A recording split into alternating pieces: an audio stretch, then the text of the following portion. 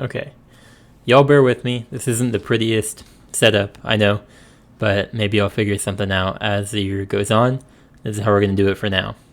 All right, so your lesson for today, this should be lesson 4 in week 1. So second lesson on the second day for in-person students, or the 4th day for the online kids. And what we're going to talk about today is significant figures. So up here in the top right, you've got the PowerPoint. You can go ahead and download that from Canvas if you want to follow along and have it for your own notes. We're going to go through it here as well. All right, so significant figures are what we use in science to make sure that we are describing our measurements accurately. Okay, because every measurement we make, whether we're using, our finger length to estimate an inch, or we're using calipers to measure down to, a tenth of a millimeter, every measurement is going to be inaccurate to some degree. And that comes down to what our measuring device is, like I kind of just mentioned. Human error with the measurement and with estimation. And if you're not sure how to use that, like if you guys went and used calipers right now, some of y'all might know how, some of you might not. So that unfamiliarity with the technique might also cause inaccurate measurements. Okay, so when we talk about significant figures, the reason we use them is to convey how precise our measurements really were, and to say that, yeah, we know it to this degree of certainty, but no further.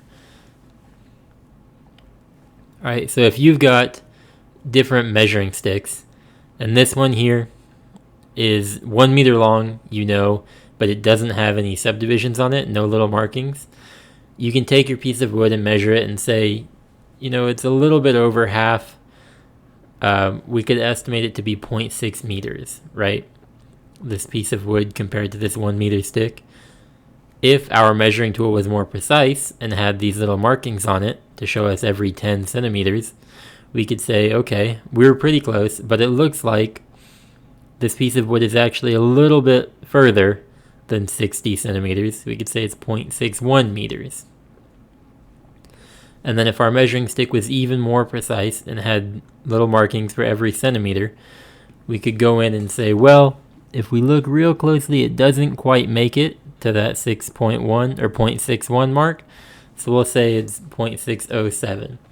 So this shows, one, how the precision of your measuring tool can affect how precise your measurement can be, and also how we can estimate as well to a certain degree and get closer and closer to the truth. So when you make a measurement, you include all of the digits that are known precisely, plus one last digit that you estimate. So that's what we were doing here. On this one, the only digit we knew exactly was that it was less than 1 meter. So we knew it was going to be 0 point something, and then we estimated this digit of the 6. For this one, we knew it was 0.6 something because it was a little bit past our 60 centimeter mark, and we estimated that it was 0.61. The 1 was our estimated digit. And then here we knew it was 60 because it was past 60 but not all the way to 61, and we estimated this last digit of 0.607. Okay, so that's what this is talking about. Now, when we're talking about significant figures in numbers that you are given, not numbers that you measure yourself, there are basically 4 rules that tell you how to determine which numbers are significant. So anything that's not 0 is always a significant figure. So if we look at this number here, the 1, the 3, the 2, this 3, and this 2, those are all significant figures because they are not 0. Pretty easy. It doesn't matter whether they're before the decimal, after the decimal, before a 0, after a 0, whatever. As long as it's not 0, it's a significant figure. Okay. The second rule is that decimal zeros after another significant figure are significant. So here we have this 0 that comes after all of these significant figures, so it's significant. This 0 that comes after these two significant figures, so it's significant. These two before it are not, because they don't come after another significant figure. And then really all three of these ones here, these 3 zeros should be red as well, because they all come after this significant figure, the 3. That's a lie. Sorry, I led you wrong there. Only the decimal 0. These two are not significant based off of this rule because they are not decimal zeros. But this one is, and it comes after this 3, so it is significant. Alright, the reason I got confused there is because rule 3 is that zeros between two other significant figures are always significant. So if we went back here and we said, well, this is a decimal 0, that's after a sig fig, so it is significant. This is a non-zero digit, so it is significant. Based off of that, these two are sandwiched in between two significant figures. That makes them significant. So that's why I was getting a little confused. Alright, looking at these examples here, we have a decimal 0 that comes after this 1, a significant figure. So the 1 and the 0 are both significant. This one stuck between them, it counts as well. We've got a 2 and a 4. They're both non-zero digits. So according to rule 1, those are both significant. So these two zeros right in the middle count as well. And then here, the 6 and the 9, same story. Doesn't matter that the 9's a decimal. It's a non-zero digit, so it is significant. So the 2 zeros between them are also significant. Alright, and then rule 4 is that zeros that are used only for telling you where the decimal point is are not significant. So these two zeros here that don't have anything after them, and they're not after a decimal and another significant figure, don't matter. They're not significant figures. All of these zeros here, there's no significant figure in front of them, so they're not sandwiched between significant figures, and these decimal ones don't have a significant figure before them, so they don't count. So all of these ones are not significant figures. So only the 2, the 3, and the 3 here would be significant. Alright, I feel like I've said significant 50 times in the last 2 minutes, but hopefully you guys are following along. Alright, so we're going to look at these numbers here, and we're going to see if we can go through and figure out how many significant figures each one of these numbers has. Alright, so I'm going to move my mouse out of the way, and hopefully you guys can see this on the paper. Alright, so number 1, we've got 400. Alright, so according to rule 1, any number that is not a 0 is a significant figure. So our 4 here is a significant figure. Rule 2 says that decimal figures that are not significant are, decimal zeros that come after a significant figure are also significant. We don't have any decimal zeros here, so rule 2 doesn't apply. These two zeros have a significant figure in front of them, but not on the other side of them, so they are not significant. So, in problem 1, there would only be one sig fig. The 4 is the only one that counts. Alright, problem 2, we've got 200.0. Alright, so rule number 1, same story. This 2 is a non-zero digit, so it is a significant figure. This here, this 0, is a decimal 0 that comes after a significant figure because it comes after this 2. So it is significant because it's a decimal that comes after another significant figure, which means that these two in the middle are stuck between two significant figures, so they are significant as well. So in this one, we've got actually all 4 digits are sig figs.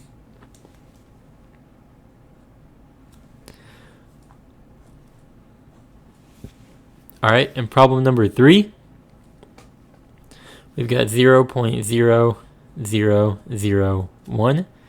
We know the 1 is a significant figure because it is a non-zero digit. And then we've just got to decide whether these zeros are significant or not. They don't have a significant figure out here in front.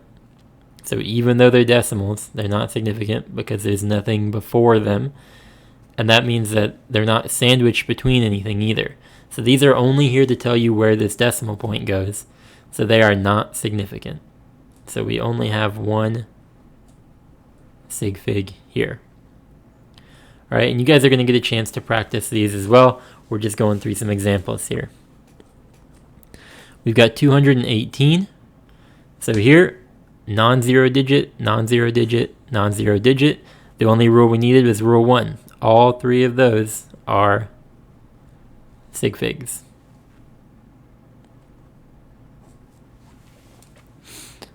All right, problem 5. We have 320. 3 and 2 are non-zero digits, so they are significant. This 0 is not a decimal 0, so it doesn't matter that it has significant figures before it, because that rule 2 only applies to decimal zeros.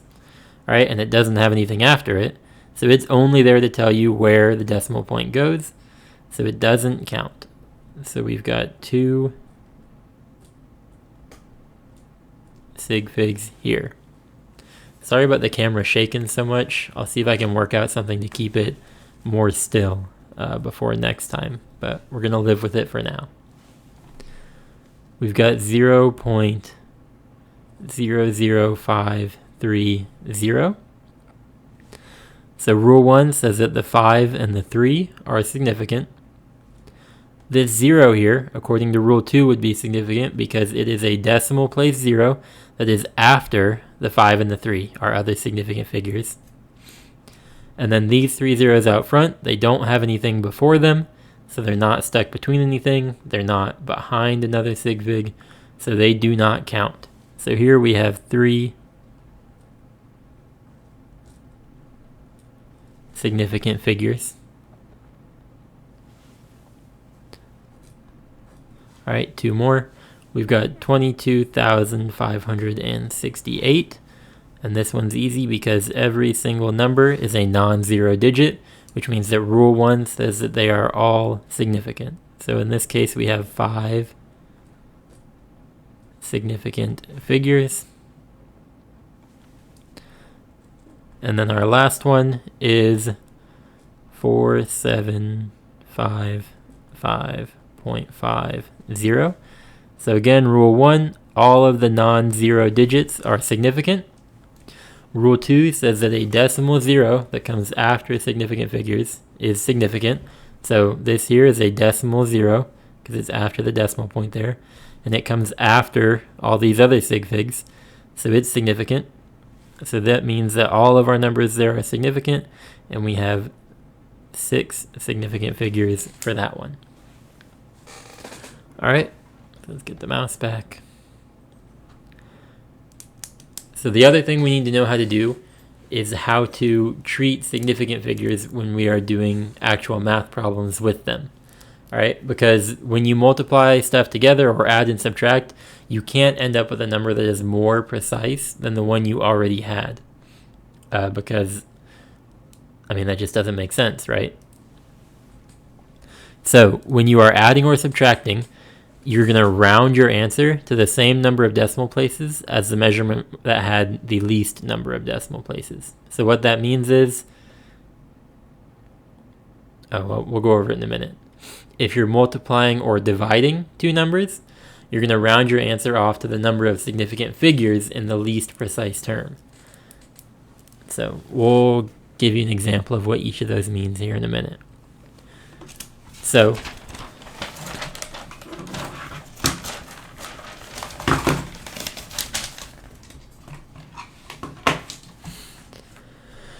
if we're looking at number 1 here, we've got 1.35 times 2.467 is equal to what? So the first thing we've got to find out is how many significant figures each of these terms has. Let me move my paper a little bit. That way we can figure out how many significant figures our answer should have. All right, so if we're looking at this, we got 1.35. So that is 3 significant figures because they are all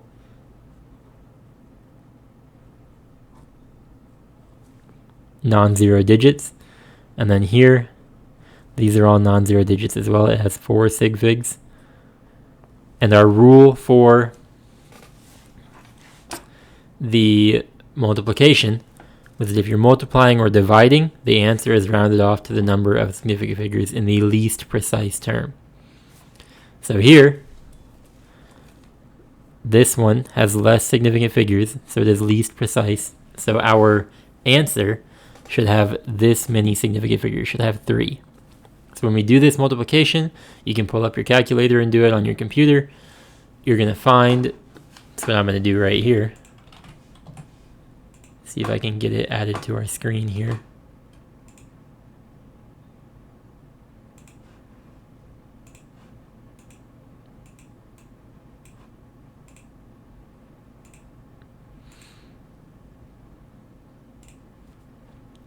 There we go. So we're going to come in here and we're going to do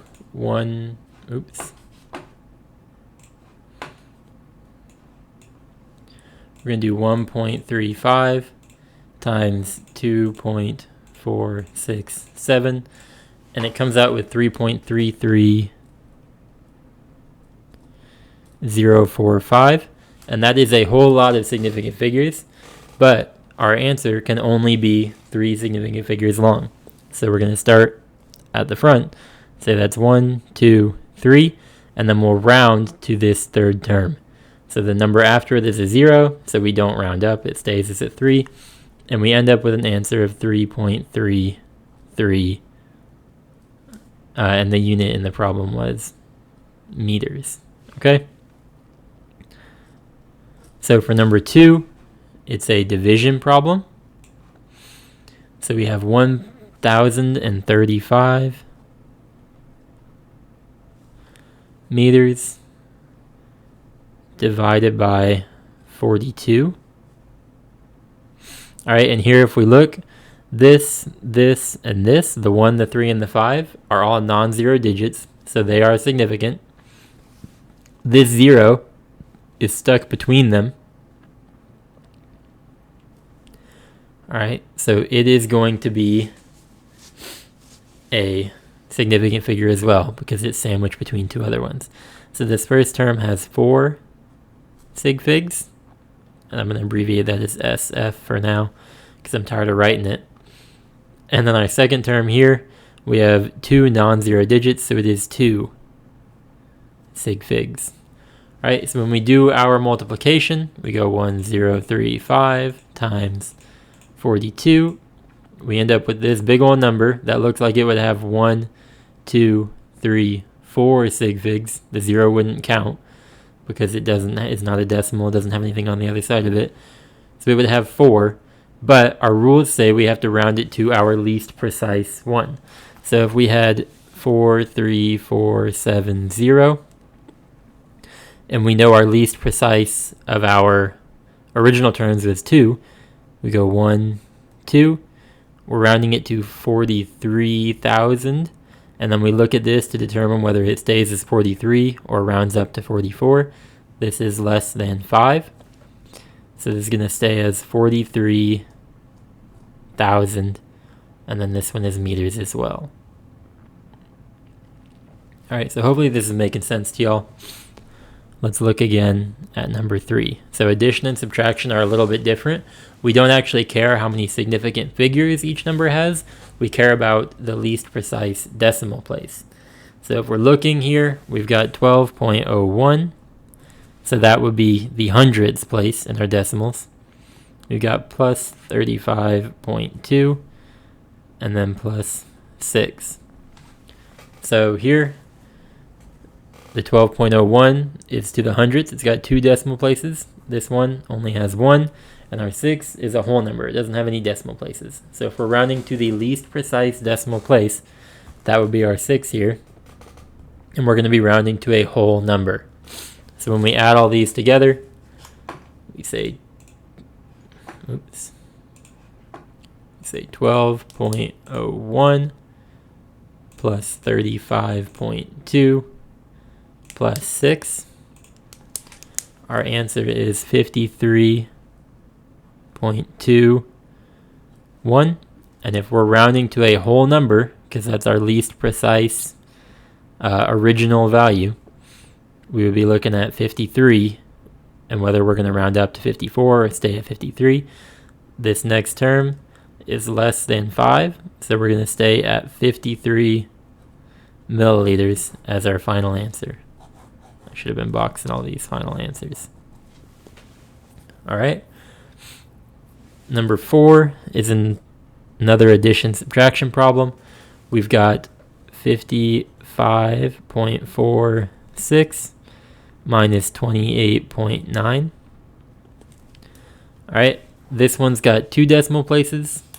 This one has 1 decimal place, so our final answer should only have 1 decimal place once we round it. So 55.46 minus 28.9 gives us 26.56. And like we said, we should only have 1 decimal place. So we're looking at whether it's going to be 26.5 or whether it's going to round up to 26.6. This place after it is higher than 5, so we should round up. So we end up with 26.6 grams as our final answer on that one. All right, and then one more problem that we'll walk through before I cut you guys loose to work on your homework. This one goes back to multiplication. So we've got 0.021 times 3.2 times 100.1. All right, and here again, when we're doing multiplication and division, remember we're looking at the number of significant figures. So 0.021, the 2 and the 1 are significant. This is a decimal 0, but it doesn't come after another significant figure, so it is not significant. All right, so we have 2 sig figs here, 3.2. These are both non-zero figures, or non-zero digits, so they are both significant figures. And then 100.1, we've got a 1 here and a 1 here that are both non-zero digits, so they are both significant. I think my camera got moved a little bit. And then these 2 zeros are sandwiched in between them, so they become significant as well. So this one actually has 4 significant figures. But it doesn't really matter because, like we were talking about earlier, the significant figure of your least precise one is going to be what you're going to use. So these both have 2 significant figures, so that's what our answer should end up as. So when we go through and do our multiplication, we would say 0.021 times 3.2 times 100.1. We end up with this long number that has 1, 2, 3, 4, 5, 6 significant figures. Way too many because we only want 2. So we end up with 6.72672. And if we want 2 significant figures, we start from the front. Say we care about this one, we care about this one, and we want to know whether it rounds up or down. So we're going to look at this next one after it, and it is less than 5. So we end up leaving it B as 6.7, and this is centimeters. All right. So hopefully that makes sense. If you guys are going through the homework and you have questions, obviously you can ask me for some help. We can do more examples on the board. Or if you guys are online students, remember my office hours are Tuesday and Wednesday. I can always help you then. Or shoot me an email whenever, and I'll get back to you whenever I can. Okay? Here's some more example problems that we're not going to do unless you guys in class think you want some more help with it. All right? Get to work on your homework. It should be, if you click next after this page where you found the video, should pop up I think 20 questions shouldn't be too bad.